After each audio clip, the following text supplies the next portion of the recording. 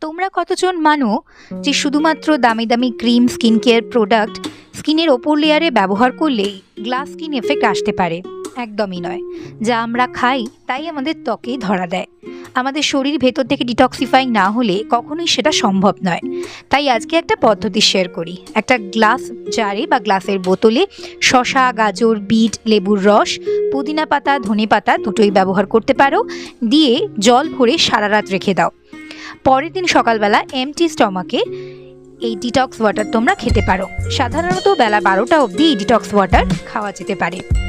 এই ডিটক্স ওয়াটারে ব্যবহৃত সমস্ত ইনগ্রেডিয়েন্টসগুলোই কিন্তু অ্যান্টিঅক্সিডেন্ট, যা আমাদের ত্বকের সাথে সাথে শরীরের পক্ষেও ভীষণ উপকারী।